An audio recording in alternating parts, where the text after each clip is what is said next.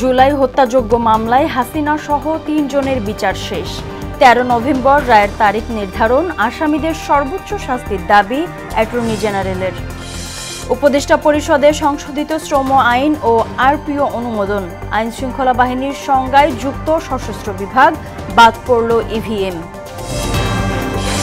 কিছু রাজনৈতিক দল ভোট পেছানোর পাঁয়তারা করছে, অভিযোগ বিএনপির। দেশ এগিয়ে নিতে নির্বাচিত সরকারের গুরুত্ব আরোপ। এবং টাইফয়েড টিকাদান কর্মসূচির আওতায় ২.২ কোটি শিশু, ক্যাম্পেইন বিরোধী গুজবে কান না দেওয়ার আহ্বান সরকারের।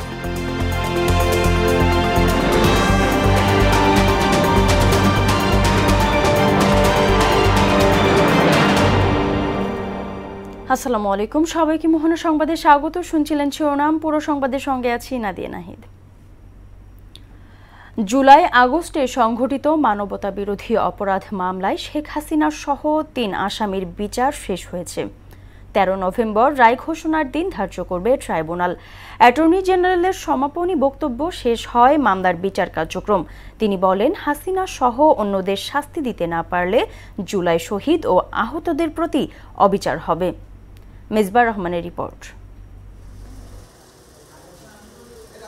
দীর্ঘ প্রায় ৪ মাস শুনানি ও সাক্ষ্য গ্রহণ শেষে শেখ হাসিনা সহ ৩ জনের বিরুদ্ধে মানবতা বিরোধী অপরাধ মামলার বিচারিক কার্যক্রম শেষ হলো। বৃহস্পতিবার অ্যাটর্নি জেনারেল মোহাম্মদ আসাদুজ্জামানের সমাপনী বক্তব্যে উঠে আসে হাসিনার শাসনামলে গণহত্যা ও ক্ষমতায় টিকে থাকতে ঘটানো নারকীয়তার ভয়াবহ চিত্র। এই বিচারকে প্রতিহত করার জন্য বিভিন্ন রকম ইনস্ট্রাকশন দিচ্ছেন। শেখ হাসিনা সর্বোচ্চ শাস্তির দাবি জানিয়ে অ্যাটর্নি জেনারেল বলেন, এটা না হলে জুলাই শহীদ আর আহতদের প্রতি অবিচার করা হবে। আমি বলেছি, এই অপরাধের যদি বিচার না হয়, এই আসামিরা যদি খালাস পায়, তাহলে এই ধরনের অপরাধ আগামী প্রজন্মের সামনে আরও আসবে। 5 বছরের শিশু এভাবে গুলিবিদ্ধ হয়ে মারা যাবে, 10 বছরের আনাস গুলিবিদ্ধ হয়ে মারা যাবে, মুগ্ধ পানি বিতরণ করতে যে মারা যাবে, আবু সাইদ প্রতিবাদ করতে যে বুক চিতিয়ে বুকে রক্ত রাজপথে ঢেলে দেবে। সুতরাং এইগুলো ভবিষ্যৎ প্রজন্মেরকে রক্ষা করার জন্য এই ন্যায় বিচার অনেক বেশি জরুরি। জুলাই আন্দোলনে ৩৬ দিনে শেখ হাসিনা সহ অভিযুক্তরা রাজধানী ও আশেপাশের এলাকায় হত্যা, নির্যাতন ও অগ্নিসংযোগ সহ একাধিক মানবতা বিরোধী অপরাধে সরাসরি সম্পৃক্ত ছিলেন বলে জানান চিফ প্রসিকিউটর তাজুল ইসলাম। যে এভিডেন্স এখানে আমরা উপস্থাপন করেছি, এটা হিমালয়ের মতো দৃঢ়, ক্রিস্টালের মতো স্বচ্ছ। এই এভিডেন্স নিয়ে যেমন লার্নেড অ্যাটর্নি জেনারেল বলেছেন যে দুনিয়ার যে কোনো আদালতে যদি আপনি এই এভিডেন্সগুলো তুলে ধরেন, তাহলে এই অপরাধীদের অপরাধ সুস্পষ্টভাবে প্রমাণিত হবে। তবে এইসব অভিযোগ অস্বীকার করেন স্টেট ডিফেন্স আমির হোসেন। তার দাবি, হাসিনা সহ অন্যরা ক্ষমা পাওয়ার যোগ্য। আমি মনে করি যে রাষ্ট্রপক্ষ সন্দেহাতীতভাবে আমার আসামি সাবেক প্রধানমন্ত্রী শেখ হাসিনা এবং সাবেক স্বরাষ্ট্রমন্ত্রী আসাদুজ্জামান খান কামাল তাদের বিরুদ্ধে মামলা প্রমাণ করতে সক্ষম হন নাই। যেহেতু সক্ষম হন নাই, সেহেতু আমার আসামিরা খালাস পাবে। আগামী ১৩ নভেম্বর এই মামলায় রায়ের দিন নির্ধারণ করবেন ট্রাইব্যুনাল। মেজবার রহমান, মোহনা সংবাদ, ঢাকা। তত্ত্বাবধায়ক সরকার ব্যবস্থা ফেরাতে আপিলের পরবর্তী শুনানি আগামী ২৮ অক্টোবর সকালে প্রধান বিচারপতি সৈয়দ রেফাত আহমেদের নেতৃত্বে আপিল বিভাগের ৭ সদস্যের বেঞ্চে তৃতীয় দিনের মতো শুনানি হয়। এর আগে তত্ত্বাবধায়ক সরকার পুনর্বহাল ও চতুর্থদশ জাতীয় নির্বাচন থেকে তা কার্যকর চেয়ে আপিল বিভাগের শুনানি শেষ করেন বদিউল আলম মজুমদারের আইনজীবী। উপদেষ্টা পরিষদে অনুমোদন পেয়েছে সংশোধিত শ্রম আইন ও আরপিও। নতুন সংশোধনীতে আইন শৃঙ্খলা বাহিনীর সংজ্ঞায় যুক্ত হল সশস্ত্র বিভাগ। ইভিএম বাদ দেয়া ছাড়াও পলাতক আসামিরা অংশ নিতে পারবে না নির্বাচনে। সভা শেষে ফরেন সার্ভিস একাডেমিতে ব্রিফিংয়ে আইন উপদেষ্টা আসিফ নজরুল বলেন, প্রার্থীদের আয়ের উৎস অনলাইনে উন্মুক্ত থাকবে। বৈঠকে জুলাই গণ অভ্যুত্থান জাদুঘর আইন, দুর্নীতি দমন কমিশন আইন ও সুপ্রিম কোর্ট সচিবালয় আইনের নীতিগত অনুমোদন দিয়েছে উপদেষ্টা পরিষদ।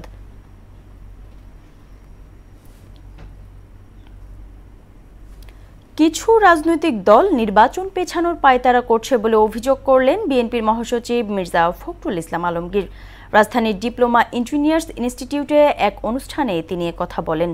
এ সময় দেশ এগিয়ে নিতে নির্বাচিত সরকারের বিকল্প নেই বলেও মন্তব্য করেন তিনি। মুফির রহমানের রিপোর্ট। সেই ব্যাপারে একটি অধ্যায় আছে।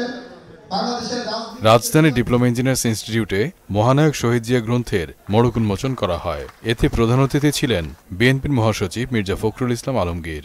এছাড়াও অনুষ্ঠানে উপস্থিত ছিলেন দলের অন্যান্য নেতারা।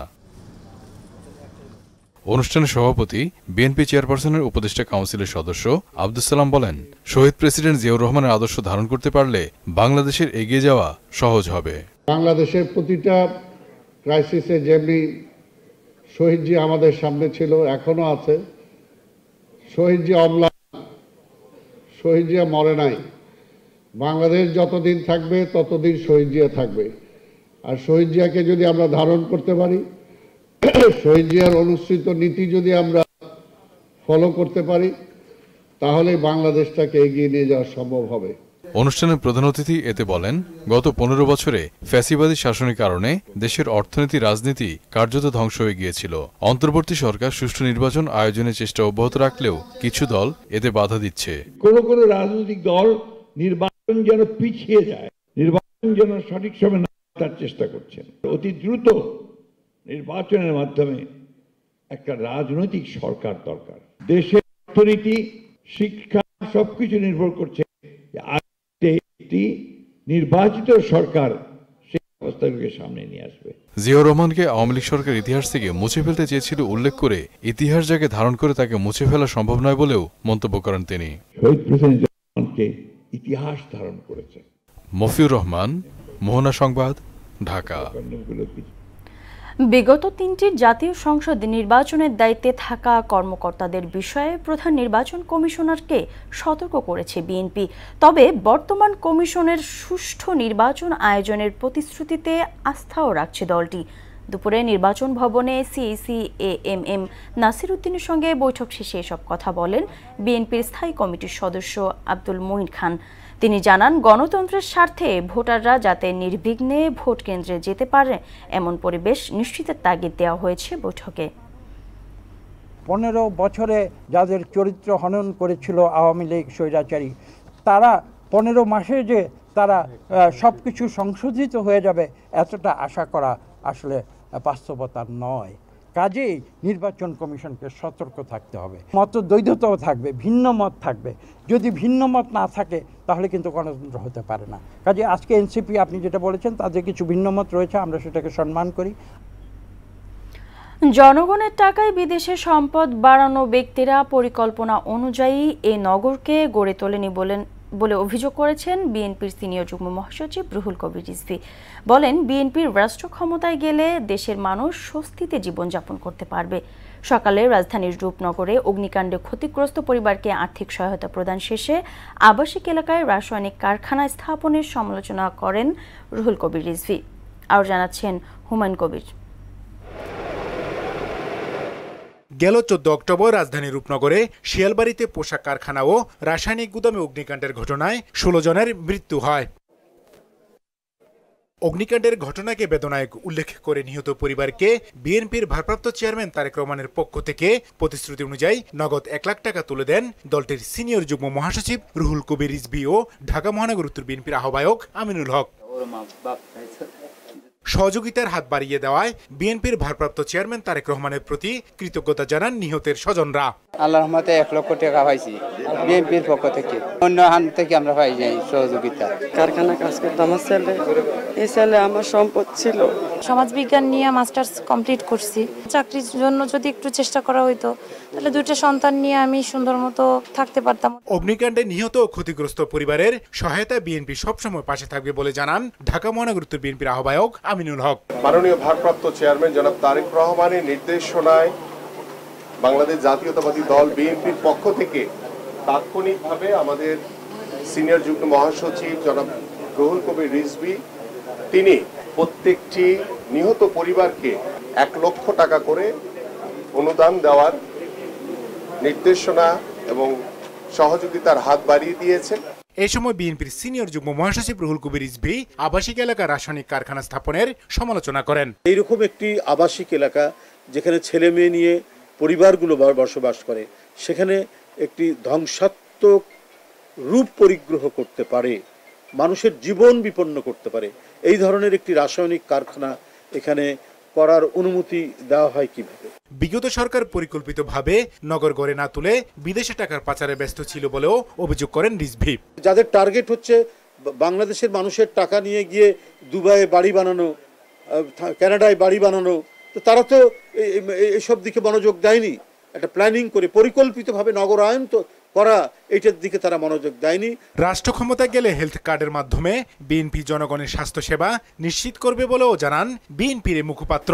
বিএনপি যদি নির্বাচিত হয়, যে হেলথ কার্ড মানুষ যাতে একেবারে খুবই অল্প পয়সায় বা বিনা পয়সায় তার চিকিৎসা পায়, সেই অঙ্গীকার তিনি করেছেন। হুমায়ুন কবির, মোহনা সংবাদ, ঢাকা। অন্তর্বর্তী সরকার জুলাই বিপ্লবের স্পিরিট ধরে রাখতে পারেনি বলে মন্তব্য করেছেন আমার দেশ পত্রিকার সম্পাদক মাহমুদুর রহমান। তিনি বলেন, অনেক রাজনৈতিক দলও এই বিপ্লবকে স্বীকার করে না। রাজধানীতে জুলাই গণ অভ্যুত্থানের আকাঙ্ক্ষা ও নির্বাচনী ঐক্য শীর্ষক আলোচনা সভায় এসব কথা বলেন সম্পাদক মাহমুদুর রহমান। এ সময় জুলাই অভ্যুত্থানের আকাঙ্ক্ষাকে ধারণ করে ফ্যাসিবাদ বিরোধী রাজনৈতিক ঐক্যের ডাক দেন AB party chairman Mujibur Rahman Manju. আমরা বলতে চাই, সে ঐক্য হবে জুলাই অভ্যুত্থানের আকাঙ্ক্ষা বাস্তবায়নের ঐক্য। আমরা বলতে চাই, আমাদের ঐক্যের ভিত্তি হওয়া উচিত জুলাই অভ্যুত্থানে আমাদের হারিয়ে যাওয়া ভাই বোনদের রক্তের যে দাবি, যে অভিপ্রায়, সেটাকে আমরা বাস্তবায়ন করতে চাই। কিভাবে আমাদের জুলাই বিপ্লব শেষ হয়ে গেছে? বিপ্লব চলমান, বিপ্লব কোনোদিন শেষ হয় না, এটা আমাদের মনে রাখতে হবে। বড় বড় রাজনৈতিক দলগুলো বিশেষ করে এটাকে বিপ্লব বলতে চান না। কেন বলতে চান না আমি জানি না। বিপ্লবে কেন তাদের এত ভয়? প্রত্যেক রাজনীতিবিদ বেশ গর্বের সাথে বলেন, রাজনীতিতে শেষ কথা বলে কিছু নাই। এর থেকে সুবিধাবাদী বক্তব্য আর কিছু হতে পারে না। চলমান টাইফয়েড টিকাদান কর্মসূচির প্রথম 10 দিনেই 1,70,00,000 শিশুকে এই টিকা দেওয়া হয়েছে। সকালে রাজধানীর সিরডাপ মিলনায়তনে টাইফয়েড টিকাদান কর্মসূচির অগ্রগতি পর্যালোচনা বিষয়ক অনুষ্ঠানে এমন তথ্য জানানো হয়। টিকা নিয়ে টাইফয়েড থেকে শিশুদের নিরাপদ রাখার আহ্বান জানান স্বাস্থ্য মন্ত্রণালয়ের বিশেষ সহকারী মোহাম্মদ সাইদুর রহমান। টিকাদান কর্মসূচি সফল করতে প্রয়োজনীয় পদক্ষেপ নেওয়ার কথা বলেন সংশ্লিষ্টরা। বিস্তারিত জানাচ্ছেন নাহিদ সিরাজি নিম্মি। গেল 12 অক্টোবর থেকে শুরু হয়েছে টাইফয়েডের টিকাদান কর্মসূচি। 10 দিনের ব্যবধানে এই টিকার আওতায় এসেছে 2.25 কোটি শিশু। টিকাদানের লক্ষ্যমাত্রা 5 কোটি থাকলেও সামাজিক যোগাযোগ মাধ্যমে বিভিন্ন নেতিবাচক প্রচারণায় প্রশ্নবিদ্ধ হচ্ছে টিকার প্রয়োজনীয়তা এবং কার্যকারিতা। রাজধানীর সিরডাপ মিলনায়তনে টাইফয়েড টিকাদান বিষয়ে স্বাস্থ্য সুরক্ষা ফাউন্ডেশন আয়োজিত অনুষ্ঠানে এ নিয়ে কথা বলেন স্বাস্থ্য ও পরিবার কল্যাণ মন্ত্রণালয়ের বিশেষ সহকারী অধ্যাপক মোহাম্মদ সাইদুর রহমান। বলেন, বিজ্ঞান ভিত্তিক পদ্ধতিতেই টিকার কার্যক্রম শুরু করেছে সরকার। অন্তর্বর্তীকালীন সরকার সিদ্ধান্ত গ্রহণ প্রক্রিয়ায় সম্পূর্ণভাবে বিজ্ঞানের উপর নির্ভর করেছে। এই সময়কালের মধ্যে টিকা গ্রহণের মাধ্যমে বাংলাদেশে আসলে টাইফয়েডের বার্ডেনটা কমানোর মাধ্যমে মৃত্যু কমাবেন, আপনার শিশুকে টাইফয়েডের হাত থেকে রক্ষা করবেন। গুজবে কান না দিতে সবার প্রতি আহ্বান জানান স্বাস্থ্য অধিদপ্তরের মহাপরিচালক অধ্যাপক মোহাম্মদ আবু জাফর। সাম্প্রতিককালে এই ক্যাম্পেইন শুরু করার পরে যে গুজব শুরু হয়েছে সেটার বিরুদ্ধে আমাদের সবাই অ্যাকচুয়ালি রুখে দাঁড়ানো উচিত। আমাদের এই ক্যাম্পেইনিংকে অ্যাকচুয়ালি আমরা একটু সফল করতে চাই। তার কারণগুলো আমরা অলরেডি বলেছি যে আমাদের এটা কিন্তু 7ম দেশ বাংলাদেশ টাইফয়েড ভ্যাকসিনেশনের জন্য। এর আগে পাকিস্তানে 2019 সাল থেকে সেখানে টাইফয়েড ভ্যাকসিনেশন চলছে। অন্যান্য দেশও নেপাল 22 সাল থেকে শুরু করেছে এবং এটা আমরা বারবার বলছি WHO করছে প্রি কোয়ালিফাইড সার্টিফাইড একটা ভ্যাকসিন। টাইফয়েডের টিকাদান কর্মসূচি সফল করে শিশুদের সুন্দর ভবিষ্যৎ নিশ্চিতের কথাও বলেন মহাপরিচালক। টিকার যে উদ্দেশ্য টাইফয়েডের এই এজে আমাদের প্রতিরোধ ব্যবস্থা করে আমাদের হাজার হাজার শিশুর অকাল মৃত্যু থেকে আমরা রক্ষা করতে সমর্থ হব। নাহিদ সিরাজি নিম্মি, মোহনা সংবাদ, ঢাকা। 2টি প্রকল্পেই পাল্টে যাচ্ছে বন্যা খরায় বিধ্বস্ত চট্টগ্রামে পটিয়ার বিস্তীর্ণ জনপদের জীবনমান। উপজেলার বন্যা নিয়ন্ত্রণ, পানি নিষ্কাশন ও সেচ ব্যবস্থার উন্নয়নে গৃহীত প্রকল্পটি বাস্তবায়িত হলেই এলাকার আর্থসামাজিক চিত্র আমূল পাল্টে যাবে বলে মনে করছেন সংশ্লিষ্টরা। যুগ যুগ ধরে বর্ষাকালে বন্যা আর শুষ্ক মৌসুমে খরায় পীড়িত এখানকার কৃষকও নতুন আশায় বুক বাঁধছেন। চট্টগ্রাম থেকে সঞ্জয় চৌধুরীর ক্যামেরায় আফসানা নূরের প্রতিবেদন, জানাচ্ছেন মোহাম্মদ আলিউল্লাহ। সবুজে ঘেরা নদীবেষ্টিত পটিয়া, যার সুখ দুঃখ দুই জড়িয়ে আছে পানির সঙ্গে। কখনো বন্যার তোরে ভাষা, আবার কখনো খরার হাহাকার। দীর্ঘকাল ধরে এই দুয়ে হিংস্র থাবায় বিপন্ন এখানকার জনজীবন। প্রকৃতির অভিশাপ নির্ভর এই জীবনযাত্রায় পরিবর্তনে কাজ শুরু করেছে স্থানীয় পানি উন্নয়ন বোর্ড। বন্যা নিয়ন্ত্রণ ও সেচ ব্যবস্থার উন্নয়নে ১,১৫৮ কোটি টাকার পটিয়া উপজেলার বন্যা নিয়ন্ত্রণ, পানি নিষ্কাশন ও সেচ ব্যবস্থার উন্নয়ন শীর্ষক একটি প্রকল্প হাতে নিয়েছে পানি উন্নয়ন বোর্ড। এর আওতায় রয়েছে ২৫ কিলোমিটার বাঁধ নির্মাণ, ৪ কিলোমিটার বন্যা প্রতিরোধ দেয়াল স্থাপন, ২৬টি রেগুলেটর আর ৩০ কিলোমিটার খাল পুনঃখনন। এ প্রকল্পের লক্ষ্য নদী ভাঙন রোধ, সেচের পরিধি বাড়ানো এবং বর্ষায় জমে থাকা পানি দ্রুত নিষ্কাশন। প্রকল্পের বড় অংশ শেষ হলেও টানা বর্ষা আর ভূমি অধিগ্রহণ জটিলতায় কিছু এলাকায় ধীরগতিতে কাজ চললেও আশাবাদী স্থানীয়রা। আগে তো মনে করেন অনেক বাড়িঘর ভেঙে গেছিল, এখন আশা করতেছি এই ব্লকের জন্য মানে দুই পারে ইয়াটা ভালো হচ্ছে আমাদের। আগে মানে ঘর বাড়ি ভাঙে গেছে, এখন ভালো হয়েছে, মানে ব্লকগুলো দিছে আর কি, পানি রবার ড্রাম দিলে আর কি পানি জমা থাকবে। ব্লক যখন দিই বাড়িঘর সত্যই পানি খরান হালায় পানি না থাকে, তারপরে রবার ড্রাম যেতে পানি জমা থাকে।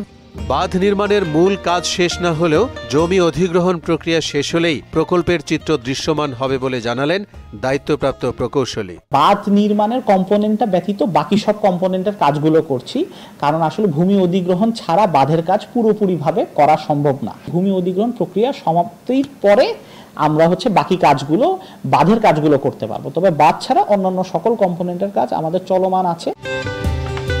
অন্যদিকে উপজেলার শ্রীমাই খালে গড়ে উঠেছে দেশের আধুনিকতম বহুমুখী হাইড্রোলিক ড্যাম। ১৩৩ কোটি টাকার এই প্রকল্পের মাধ্যমে পাহাড়ি ঢল ও বর্ষার পানি ব্যবস্থাপনার মাধ্যমে শুকনো মৌসুমে সেচ কার্যে ব্যবহার করা হবে। শ্রীমাই নদীর দুই তীরে ৪.৪ কিলোমিটার তীর সংরক্ষণ কাজ চলছে জোরে সোরে। স্থানীয়রা বলছেন এই ড্যাম শুধু কৃষি নয়, পর্যটনেও নতুন দিগন্ত উন্মোচন করবে। আমাদের এখানে ঘরবাড়ি, অনেক ঘরবাড়ি চলে গেছে, এই বৃষ্টি হলে অনেক জায়গা জমিন চলে গেছে। আমাদের অনেক শান্তিপূর্ণভাবে চাষাবাদ হবে। দীর্ঘদিন বৃষ্টি না হয় তাহলে আমরা এখানে পানি বলতেই নেই, মানে চাষাবাদের জন্য, বাগানের জন্য অনেক ক্ষতিগ্রস্ত হয়ে অনেক কষ্ট হয় আমাদের। এখন যদি রবার ড্রাম হয় ইনশাআল্লাহ পানিটা জমা থাকবে, ওদিনে আমরা চাষবাস করতে পারবো। প্রথমবারের মতো চীন উদ্ভাবিত হাইড্রোলিক প্রযুক্তি ব্যবহার করা হচ্ছে এই ড্যামে। প্রকল্পটি বাস্তবায়িত হলে প্রায় ১১০০ হেক্টর জমি চাষের আওতায় আসবে বলে জানান এই প্রকৌশলী। এটা একটি চাইনিজ টেকনোলজি, যেটা IWHR, চাইনার একটা ওয়াটার রিসোর্স অর্গানাইজেশন, তাদের একটা ইনোভেটিভ টেকনোলজি। এই টেকনোলজিটা আসলে প্রথমবার পাইলট ভিত্তিতে আমরা এই শ্রীমাই খালে এটা বাস্তবায়ন করছি। তো এটা যদি বাস্তবায়িত হয় প্রায় ১১০০ হেক্টর জমি নতুন করে চাষের আওতায় আসবে। এটি বন্যা খরায় জর্জরিত পটিয়াবাসীর জীবনমান পাল্টে দেবে বলেও জানান তিনি। মোহাম্মদ ওয়ালিউল্লাহ, মোহনা সংবাদ। টি-20 সিরিজ ও ত্রিদেশীয় টুর্নামেন্টের জন্য ১৫ জন ও দক্ষিণ আফ্রিকা এবং শ্রীলঙ্কার বিপক্ষে ওয়ানডে সিরিজের জন্য ১৬ সদস্যের দল ঘোষণা করেছে পাকিস্তান। ৩ ম্যাচ টি-20 সিরিজে পাকিস্তান মুখোমুখি হবে দক্ষিণ আফ্রিকার। এরপর ৪ থেকে ৮ নভেম্বর ফয়সালাবাদে ৩ ম্যাচ ওয়ানডে সিরিজে মুখোমুখি হবে দুদল। পরে ১১ থেকে ১৫ নভেম্বর রাওয়ালপিন্ডিতে অনুষ্ঠিত হবে শ্রীলঙ্কার বিপক্ষে ওয়ানডে সিরিজ। এরপর ১৭ থেকে ২৯ নভেম্বর পর্যন্ত পাকিস্তান আয়োজন করবে ত্রিদেশীয় টি-20 সিরিজ, যেখানে অংশ নেবে পাকিস্তান, শ্রীলঙ্কা ও জিম্বাবুয়ে। শেষ করব মোহনা সংবাদ, যাবার আগে শিরোনামগুলো আরও একবার।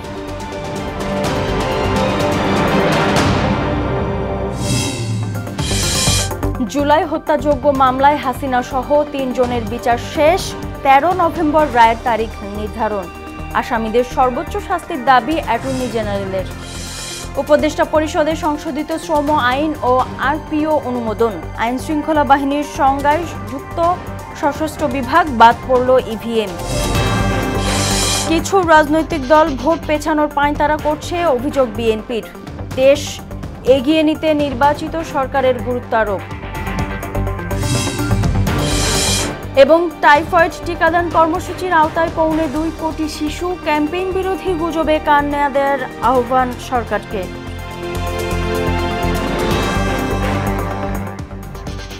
এ ছিল মোহনা সংবাদে। পরবর্তী সংবাদ রাত 9টায়। এর আগে সন্ধ্যা 7টায় দেখবেন সংবাদ এক নজরে। মোহনার সবশেষ খবর জানতে ভিজিট করুন www.mohana.tv। সংবাদ দেখতে পারেন ফেসবুক ও ইউটিউবে। এতক্ষণ সঙ্গে থাকার জন্য ধন্যবাদ সবাই।